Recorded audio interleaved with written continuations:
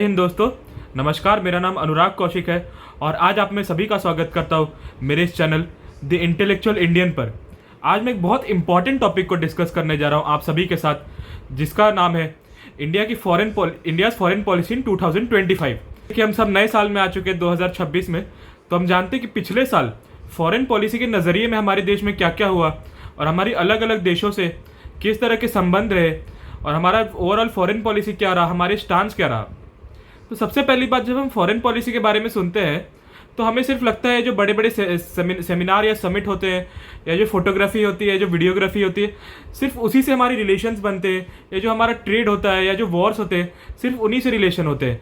जी नहीं, इनमें बहुत सारे फैक्टर्स हैं, इनमें बहुत सारी स्ट्रैटेजीज होती है, इनमें बिहाइंड द डोर पॉलिटिक्स होती है, जिसके थ्रू हमारे फॉरेन रिलेशन सेटअप होते हैं और हमारी नेबरहुड स्ट्रैटेजीज डिफाइन की जाती हैं। तो अगर हमें फॉरेन पॉलिसी समझना है तो सबसे पहले हम जाते हैं यूएसए की तरफ। तो जब हम यूएसए को समझते हैं तो यूएस प्रेसिडेंट डोनाल्ड ट्रंप की हमेशा से एक स्ट्रैटेजी रही है, that is America first policy. जब अमेरिका फर्स्ट पॉलिसी होती है तो उसके तहत इंडिया को बहुत सफ़र करना पड़ा है डोनाल्ड ट्रंप के टर्म में।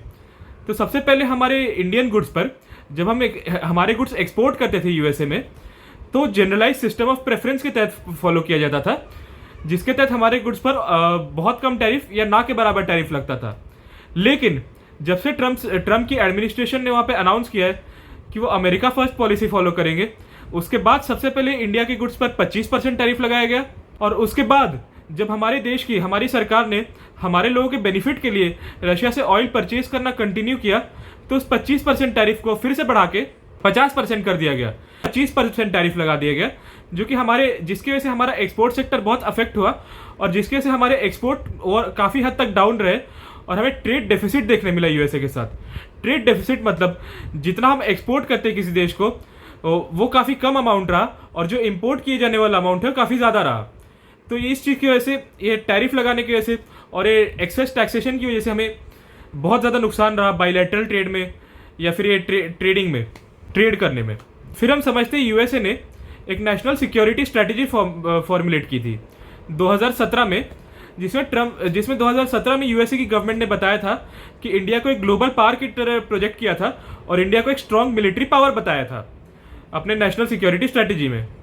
लेकिन वही 2025 में इंडिया के खिलाफ काफ़ी वीक शब्दों का इस्तेमाल किया गया और खाली कहा गया कि इंडिया को एक नॉर्मल प्लेयर बताया गया है इंडो पैसिफिक रीजन का, और खाली रेयर अर्थ मिनरल से रिच जगह बताई गई है इंडिया को। तो यूएसए की तरफ से हमें काफ़ी ज़्यादा ये नेगेटिविटी देखने मिली और यूएसए की तरफ से हमें थोड़ा कम सपोर्ट देखने मिला अगर हम बायलैटरल रिलेशन को समझे तो। फिर उसके बाद यूएसए के बाद फिर हम हमारे नेबर्स की बात करते हैं। जैसे हमारे देश में एक बहुत दुखद घटना हुई थी, पहलगाम अटैक। उसके बाद हमारे देश की सेनाओं ने उसका रिवेंज लेते हुए या उसके खिलाफ एक्शन लेते हुए ऑपरेशन सिंदूर किया था, जो कि एक बहुत वेलकमिंग स्टेप था हमारे देश के सभी नागरिकों के द्वारा। ये बहुत ही एक वेलकमिंग और एक बहुत ही स्ट्रांग और बोल्ड डिसीजन था हमारी मोदी सरकार का। लेकिन जब हम ग्लोबल डिप्लोमेसी समझे या ग्लोबल रिलेशन समझे, तो बहुत सारे फॉरेन कंट्रीज ने पहलगाम अटैक को कंडेम किया था, पहलगाम अटैक को गलत बोला था, पाकिस्तान के एक्शन को गलत बोला था। लेकिन जब हमने रिटेलिएशन किया या पाकिस्तान पर हमने रिवेंज लिया, तो बहुत कम देशों ने उसे ओपनली सपोर्ट किया था या उसे ओपनली सपोर्ट दिया था कि इंडिया ने सही एक्शन लिया है। तो ये कहीं ना कहीं इंडिया को सॉफ्ट पावर की तरह दिखाती है, ना कि एक रिजिड पावर की तरह जो पूरे वर्ल्ड में या पूरे ग्लोबल डिप्लोमेसी को एक ग्लोबल वर्ल्ड में कंट्रोल ला। फिर ऑपरेशन सिंदूर के बाद हमें समझना पड़ेगा चाइना के साथ हमारे किस तरह से संबंध रहे थे 2025 में। तो एससीओ समिट हुआ सितंबर के अराउंड, और उसी एससीओ समिट के साइडलाइंस पर भारत के प्रधानमंत्री श्री नरेंद्र मोदी और चाइना के राष्ट्रपति शी जिनपिंग दोनों की आपस में मुलाकात हुई थी। और उसके बाद से जब हम बायलैटरल संबंधों को देखें तो ट्रेड के टर्म्स में देखें तो एक्सपोर्ट्स में बढ़ोतरी देखने को मिली गई थी। और ये जो एयरलाइन ऑपरेशन है या फ्लाइट ऑपरेशन है दोनों देशों के बीच में, उन्हें काफ़ी सारे फ्लाइट ऑपरेशंस को दोनों देशों के बीच रिज्यूम कर दिया गया था या नॉर्मल पर ला दिया गया था। लेकिन इस चीज़ को काफ़ी सारे फॉरेन पॉलिसी के एक्सपर्ट्स ने परफॉर्मेटिव डिप्लोमेसी या फोटोग्राफिक डिप्लोमेसी कहा है कि फ़ोटो पर या कागज़ पर या न्यूज़पेपर पर ये चीज़ देखने में अच्छी लगती है, बट अगर हम पूरी तरह से इसका बैकग्राउंड देखें तो इसकी पॉजिटिव से ज़्यादा नेगेटिव इम्पैक्ट रहे, बहुत ज़्यादा पॉजिटिव इम्पैक्ट नहीं रहा इस चीज़ का। जैसे एलएसी पर जो चाइना के ट्रूप्स का मूवमेंट था या चाइना का जो इंटेंस मूवमेंट था, अभी तक चाइनीज अथॉरिटीज़ ने इस चीज़ की गारंटी नहीं दी कि एलएसी पर जो मूवमेंट हो रहा है उसे स्लो डाउन करेंगे या एलएसी के मूवमेंट को थोड़ा वो लोग बैक हो जाएंगे या थोड़ा उनकी मूवमेंट स्लो डाउन करेंगे। इस चीज़ का आश्वासन नहीं दिया गया चाइनीज़ अथॉरिटीज़ के द्वारा।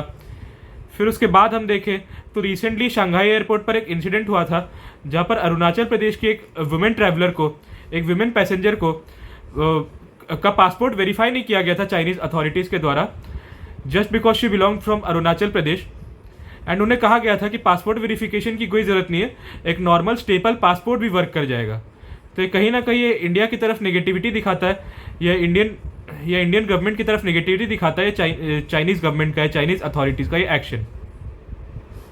तो कहीं ना कहीं ओवरऑल अगर हम देखें तो चाइना के साथ हमारे ये कागज़ पर, पेपर्स पर, मीडिया पर तो हमारे संबंध अच्छे हुए हैं, लेकिन अगर हम इसे डीप में समझें या डिप्लोमेटिक पॉइंट ऑफ व्यू में देखें तो हमारे संबंध अभी उतने अच्छे हुए नहीं है जितना हमें एक्सपेक्टेड था इस साल।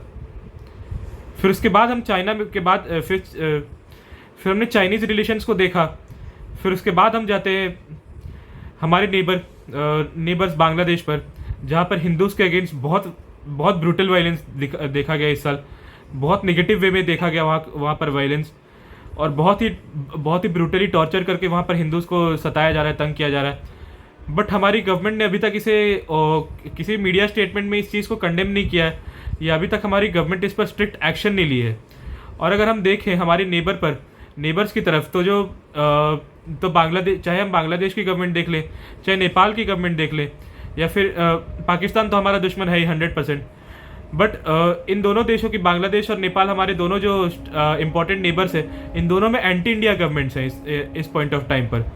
लेकिन एक पॉजिटिव चीज़ ये देखने मिली है कि हमारे नेबर्स नेपाल ने इस इंसिडेंट को कंडेम किया था, और हिंदूज़ के अगेंस्ट वायलेंस को नेपाल में काफ़ी हद तक प्रोटेस्ट किया गया था। तो ओवरऑल हम देखें तो हमारी गवर्नमेंट ने बहुत सारे पॉजिटिव स्टेप्स और एक्शन लेने का प्लान किया था, और बहुत सारे पॉजिटिव स्टेप्स लिए भी गए थे। लेकिन अगर हम ग्लोबल स्टैंडिंग की बात करें, ग्लोबल पोजीशन की बात करें, तो हमारे देश का जो सपना है, हमारे देश का जो एम है कि हमें एक स्ट्रॉन्ग पावर की तरह बनना है, एक स्ट्रॉन्ग डिप्लोमेटिक पावर की तरह प्रोजेक्ट करना है, शायद उसमें हम अभी भी काफ़ी पीछे हो रहे हैं, या अभी भी हमें उतनी इम्प्रूवमेंट नहीं है उस मामले में। तो अगर हम ग्लोबली अपने आप को प्रोजेक्ट कर पाते, सॉफ्ट पावर से हट के हमें एक रिटेलिएटिंग पावर या एक स्ट्रॉन्ग पावर बनना पड़ेगा, तभी जाके ये चीज़ें इंप्रूव हो सकती हैं। आप सभी का धन्यवाद मेरे इस पूरे वीडियो को देखने के लिए। मेरे साथ बने रहे, मेरी वीडियो को लाइक करें, चैनल को सब्सक्राइब करें। धन्यवाद।